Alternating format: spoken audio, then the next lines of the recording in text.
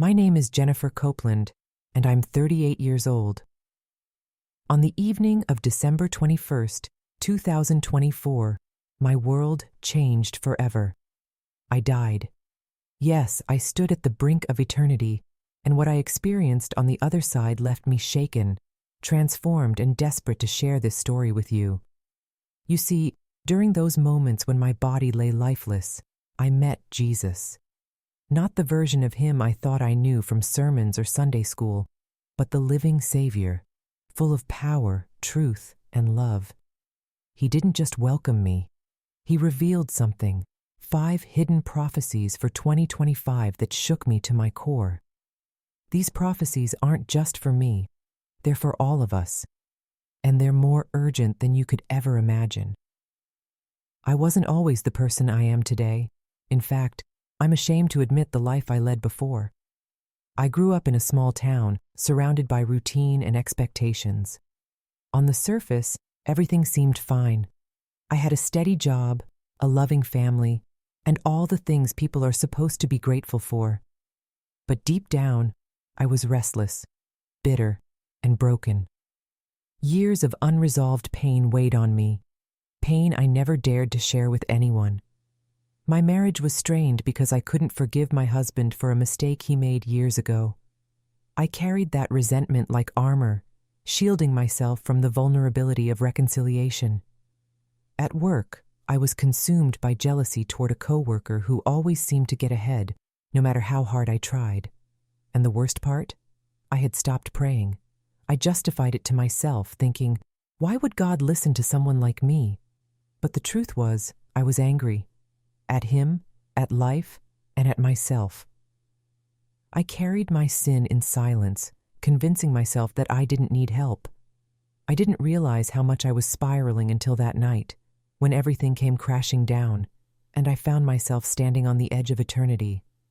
The night it happened, I had just finished a long day of work and was driving home on an empty highway. My thoughts were swirling with bitterness and exhaustion, an argument with my husband, frustration with my job, the gnawing feeling of being stuck in life. I didn't see the truck until it was too late. The impact came fast, like a lightning strike, and everything went black. But the strangest part wasn't the crash, it was what came after. I remember feeling weightless, as if I were floating. My body was still on the road, but I wasn't in it. A dull, growing roar filled my ears, and then I saw the most surreal thing, a tunnel glowing faintly. The light wasn't warm or inviting at first. It was cold and distant, pulling me forward like a tide I couldn't resist. As I drifted closer, the world around me changed. I found myself standing in a vast, endless expanse. It wasn't heaven, nor was it hell. It was something in between, a liminal space where time didn't exist, and everything felt exposed. My thoughts, my sins, my secrets, they all hung in the air like whispers, undeniable and unrelenting. Then I heard a voice. Not just any voice, but his voice. It was gentle yet commanding, like the sound of 1,000 rivers flowing in harmony. Jennifer, it said, this is not the end, but what you see here is the truth. Suddenly, the space around me shifted, and I saw flashes of my life. Moments of anger, greed, and selfishness played like a film.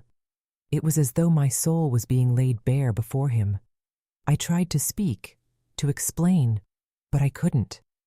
My words were trapped, swallowed by the overwhelming realization of my own failures. Then, Jesus appeared. I can't describe his presence fully. There aren't words to capture the combination of love and authority he carried. His eyes pierced through me, yet I didn't feel condemned. Instead, I felt known. He spoke again. Jennifer, I have brought you here because you must understand. What you do with this second chance will matter not just for you, but for many. And then he revealed them, the 5 hidden prophecies for 2025. Each one unfolded like a vision, vivid and undeniable. The first prophecy was about division. I saw families, communities, and nations tearing themselves apart, blinded by hatred and pride. Jesus' voice echoed, "The enemy seeks to divide and conquer, but unity through love can prevail." The second prophecy showed the earth groaning, natural disasters, fires, and floods consuming the land. "This is a call to stewardship," Jesus said. "Care for what you have been given before it is too late." The third prophecy revealed deception. People were blindly following lies, consumed by fear and false promises. "Cling to the truth," he warned. "It is the only light in the darkness." The fourth prophecy was the most terrifying. I saw a great spiritual battle, angels and demons clashing while humanity stood oblivious, caught in distractions. "The war is already here," Jesus said, "but my people must stand firm in faith." Finally, the fifth prophecy was one of hope.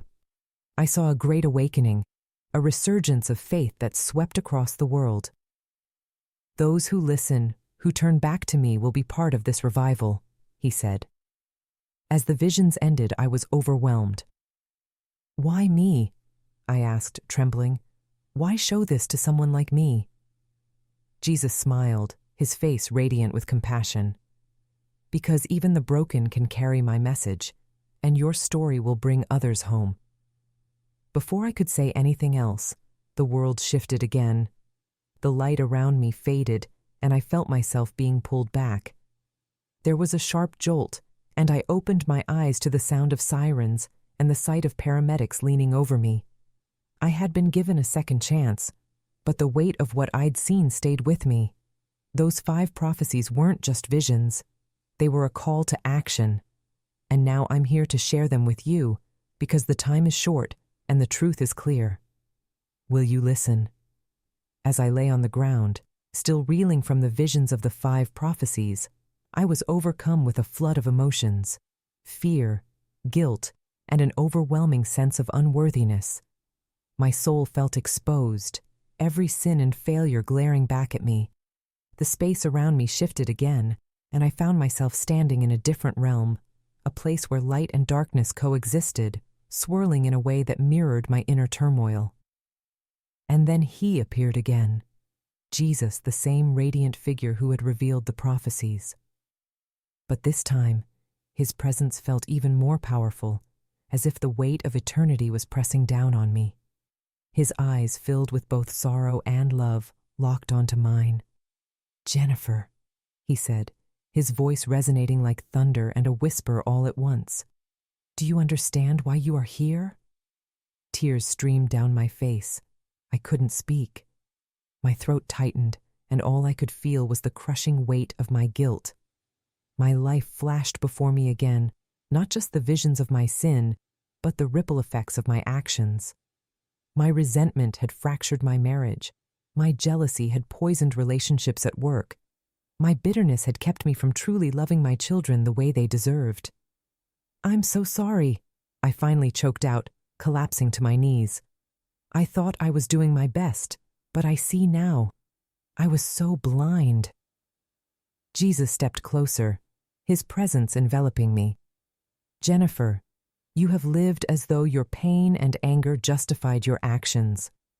But the truth is, you chose to carry them when you could have let them go.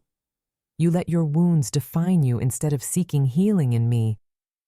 His words pierced my heart like a sword.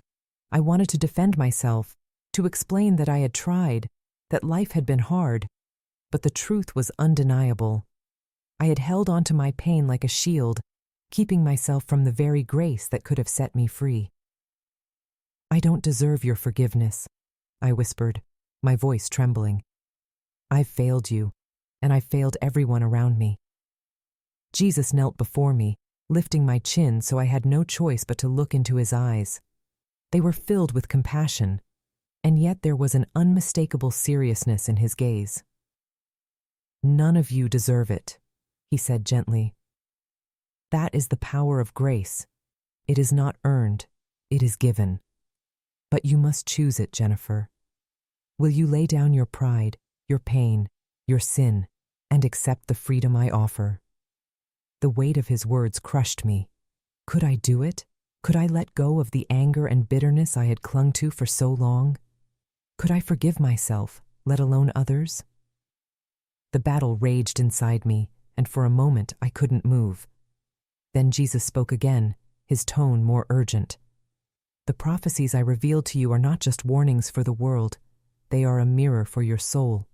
The division, the destruction, the deception, they exist not only in the world, but within you. If you cannot overcome them in yourself, how can you expect the world to overcome them? The truth hit me like a tidal wave. He wasn't just calling me to see the world's brokenness. He was calling me to confront my own. The division in my heart, the destruction caused by my anger, the deception I had lived in, all of it was holding me back from the life he intended for me. I cried out, my voice echoing in the infinite space around us. Jesus, please, I don't know how, but I want to change. I want to let go. I want to be free. Help me, please. His response was simple, yet it shook me to my core. Then surrender. Lay it all down here now. The words carried a weight I could barely comprehend. The question wasn't just whether I could be forgiven. It was whether I was willing to let go of everything that had defined me and trust him completely. I knelt before Jesus, trembling. Surrender. It sounded so simple, yet it felt impossible. How do you lay down a lifetime of pain and pride in one moment? How do you let go of the anger that has shaped your identity? As if reading my thoughts, Jesus spoke again. Surrender is not weakness, Jennifer. It is the greatest act of strength. You've carried these burdens for so long, thinking they protected you. But they have only chained you. Let them go, and let me carry them. His words were like a balm to my broken soul, but I still hesitated. What if I fail again? What if I can't change? I asked, my voice small and fearful. Jesus extended his hand toward me. You will stumble. You will fall. But I will be there to lift you every time. The question is not whether you can do it, Jennifer. The question is whether you will let me do it through you. I stared at his hand, tears blurring my vision. This was it, the moment where everything would change if I let it. My mind raced with memories of all the ways I had failed, the harsh words I'd spoken, the forgiveness I had refused to offer, the bitterness I had nursed like a poison. But then, another thought emerged. What if this was my only chance to truly be free? With trembling fingers, I reached out and placed my hand in his. The moment our hands touched, a surge of warmth flooded through me, unlike anything I had ever felt. It wasn't just warmth. It was love. Pure, untainted, overwhelming love. It coursed through me, washing away the shame and guilt that had weighed me down for so long. As I clung to him, I felt the chains around my heart begin to break. One by one they fell away, and with each one I felt lighter.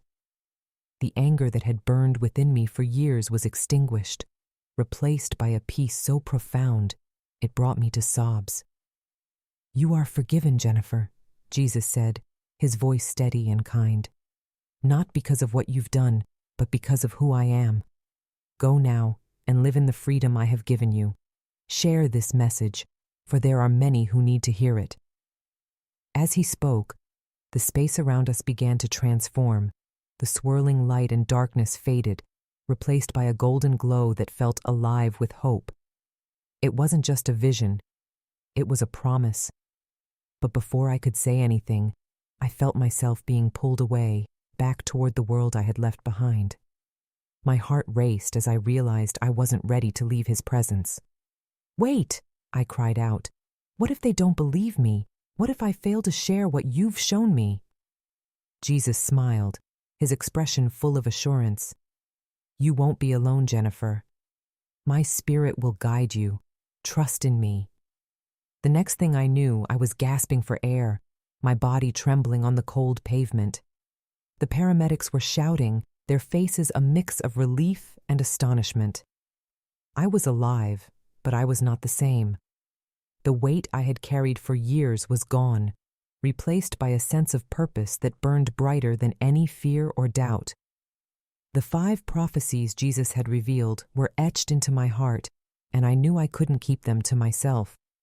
This second chance wasn't just for me, it was for everyone who would listen, who would heed the warnings, and who would find hope in the promise of redemption. That was the moment my real journey began. The moment I chose to live not for myself, but for Him. When I opened my eyes, it felt as if the entire world had shifted. The first thing I noticed was the crispness of the air as I took in a deep, shuddering breath.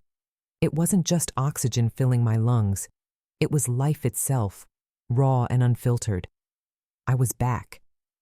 The paramedics were still working frantically around me, but their faces softened with visible relief as they realized I was breathing on my own. I wasn't just alive. I was renewed. As I was loaded into the ambulance, my mind replayed everything I had experienced. The 5 prophecies Jesus revealed for 2025 still echoed in my heart, and I knew their significance extended far beyond me. These weren't just visions for the future. They were warnings, calls to action, and messages of hope. For days after my recovery, I couldn't stop reflecting on what I had seen and what I needed to do. I felt an urgency unlike anything I'd ever experienced before. I knew I couldn't keep these truths to myself. But before I could share them with the world, I needed to start with my own life. The first step was to confront the relationships I had damaged. I began with my family, the people I had failed the most. My husband, David, had stood by me through years of my bitterness and anger, but I had never truly appreciated his patience. Sitting across from him at our kitchen table, I held his hands in mine and poured out my heart. "I've been so blind, David," I said, tears streaming down my face. "I let my pain and pride drive a wedge between us, and I'm so sorry. You deserved better, and I want to be better. For you, for us." He listened quietly, his eyes softening with every word. When I finished, he pulled me into his arms and whispered, "I've been praying for this moment, Jennifer. Let's move forward together." Next were my children. I had always loved them, but my own emotional walls had kept me from showing it fully. One by one, I sat with them, apologizing for the times I had been distant, irritable, or dismissive. Their responses varied. Some were immediate and warm, others hesitant and cautious. But I understood. Healing takes time, and I was willing to wait. I also felt a strong conviction to address the friendships and professional relationships I had strained. Reaching out to former colleagues and friends wasn't easy, especially when it meant admitting where I had been wrong. But every apology brought a sense of freedom and restoration that I hadn't known was possible. But the most transformative change wasn't just in my relationships, it was in my heart. For the first time, I began to truly lean into my faith. I spent hours reading scripture, journaling my thoughts, and seeking guidance through prayer. Every passage I read seemed to speak directly to me, reaffirming the truths Jesus had shown me during my near-death experience. I started attending church regularly, not just as a ritual, but as a way to grow in community and accountability. I shared my story with my pastor, who encouraged me to speak about my experience with others. At first, the idea terrified me. Who was I to stand in front of people and talk about divine revelations? But then I remembered Jesus' words, "Share this message, for there are many who need to hear it." And so I began to share. It started small, a testimony during a church service. My voice trembled, and my hands shook as I recounted my near-death experience, the prophecies for 2025, and the profound love and grace I had encountered. But as I spoke, I saw something incredible happen. People leaned in, their eyes wide with wonder and hope. Afterward, many approached me, sharing their own struggles and asking how they could find the same peace I had discovered. That was the beginning of a new chapter in my life. I started speaking at events, writing about my journey, and connecting with others who were searching for meaning and purpose. Each time I shared my story, I felt the presence of Jesus guiding me, reminding me that this was His work, not mine. The 5 prophecies Jesus revealed became a central part of my message. I spoke about the division in the world, and the urgent need for unity, the deception that blinds so many, the destruction caused by greed and hatred, the importance of preparing for the unexpected, and the ultimate promise of hope and restoration. These weren't just abstract warnings, they were deeply personal lessons that had transformed my own life. Through these messages, I found a way to inspire others to examine their own hearts. I encouraged people to ask themselves the hard questions. What am I holding on to that's keeping me from freedom? Who do I need to forgive? What steps can I take today to align my life with God's purpose? Over time, the changes in my life became undeniable. My relationships were stronger, my faith was deeper, and my sense of purpose was clearer than ever. But perhaps the greatest transformation was the joy and peace that now filled my days. It wasn't the absence of challenges. Life was still messy and unpredictable. But I faced those challenges with a strength and hope that came from knowing I wasn't alone. As I reflect on my journey, one truth stands out above all others. Grace changes everything. What I experienced during my near-death experience wasn't just a momentary glimpse of the divine, it was an invitation to live differently. And that invitation is open to everyone. No matter how far you've strayed, no matter how heavy your burdens, no matter how broken you feel, grace is waiting for you. So, I leave you with this question. What will you do with the time you've been given? Will you continue carrying the weight of your past, or will you lay it down and step into the freedom and purpose that Jesus offers? The choice is yours, and I promise it's a choice worth making.